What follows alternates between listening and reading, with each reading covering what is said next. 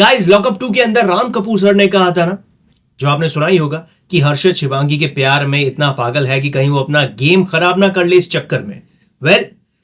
एक लड़का और लड़की दोस्त नहीं हो सकते क्या?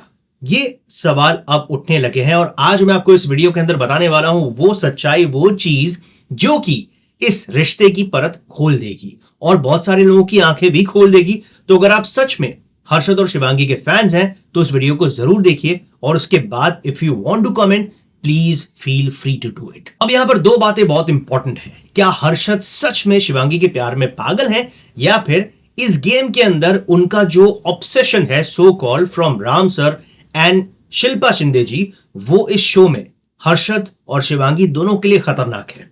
लेकिन एक इंपॉर्टेंट चीज जो इनमें से आपको कोई नहीं बताएगा और वो ये कि भाई एक लड़का और लड़की दोस्त हो सकते हैं, क्यों नहीं हो सकते, और मैं क्यों दावे से बोल रहा हूं आपको पूरी बात बताता हूं। तो देखिए, हर्षद और शिवांगी दोनों एक साथ एक बहुत बड़े शो में काम कर चुके हैं जो कि खुद बालाजी टेलीफिल्म्स ने ही प्रोड्यूस किया था, जिसका नाम बड़े अच्छे लगते हैं।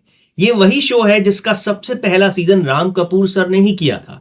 और अब ऑब्वियसली बात है कि भाई जब एक ही शो के वो किरदार जो कि एक ही शोज में काम कर चुके हैं एक ही रियलिटी शो में आएंगे तो बातें तो होंगी। अब बातों के अंदर जब दोस्ती हुई राम कपूर और हर्षद चोपड़ा की, तब राम सर को कहीं ना कहीं ये लगने लगा है कि हर्षद का ऑब्सेशन शिवांगी के लिए सिर्फ ऑब्सेशन नहीं है, वो प्यार है।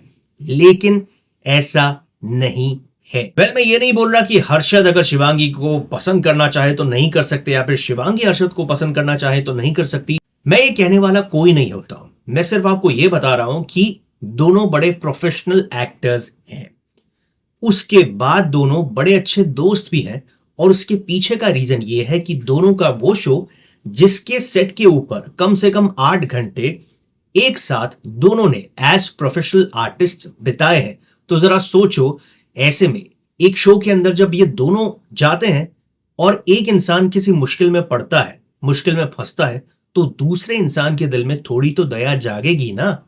और हर्षद को जहां तक मैं जानता हूं, या तो किसी से अटैच नहीं होते और अगर अटैच होते हैं तो फिर दिल से अटैच होते हैं।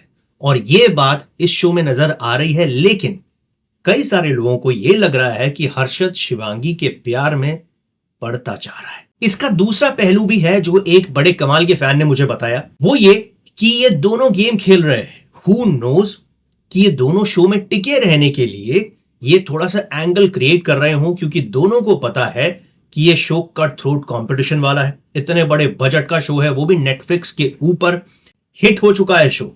और ऐसे में जब बैक टू बैक नई एंट्रीज हो रही हैं तो इस शो में एंड तक बने रहना कितना मुश्किल है। और ऐसे में या तो आप लोगों को उल्टा सीधा बोल के शो में रहो, जो हर्षद और शिवांगी नहीं करना चाहते।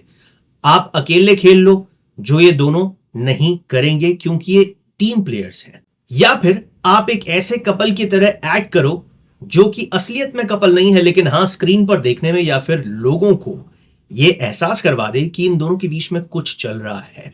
ये बात मैं नहीं, ये एक फैन बोल रहे थे जिनका कैलकुलेशन उनके ऊपर है, डिपेंडेंट है। बट मेन मुद्दा ये है कि भाई हर्षद खुद जब अपने मुंह से कबूल नहीं कर रहा, शिवांगी खुद जब अपने मुंह से ये नहीं बोल रही, तो इन बातों का क्या मतलब है कि हर्षद उसके प्यार में इतना डूब रहा है कि वो कहीं गेम खराब ना कर ले?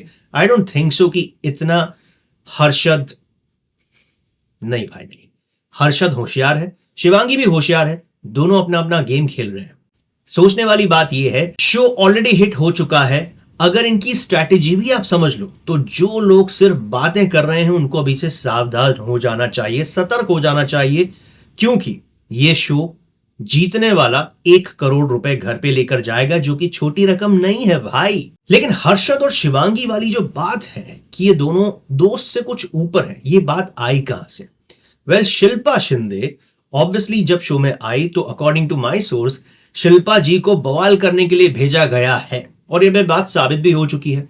शिल्पा जब आई हैं तो बवाल कर रही हैं, कभी किसी के साथ रिश्ते बना रही हैं, कभी किसी के साथ रिश्ता तोड़ रही हैं और कभी 2 लोगों का रिश्ता जोड़ रही हैं। तो ऐसे में शिल्पा जी ऑब्वियसली पहले गेम देखकर सोचकर आई होंगी कि इनको मैं टारगेट करूंगी, और वो टारगेट कर भी रही हैं।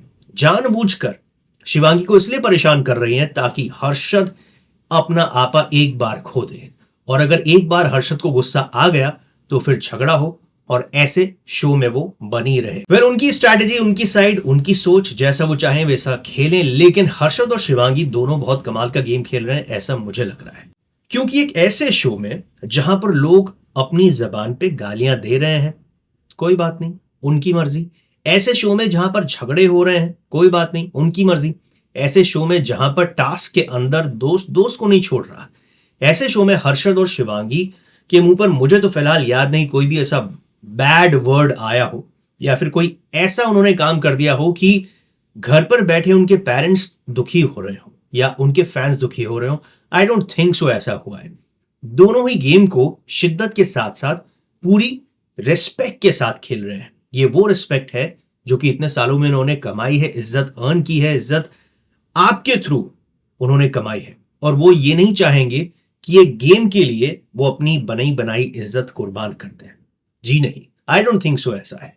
बट हु नोस कि इन सारी बातों के बाद भी हर्षद के दिल में शिवांगी के लिए कुछ हो या शिवांगी के दिल में हर्षद के लिए कुछ हो।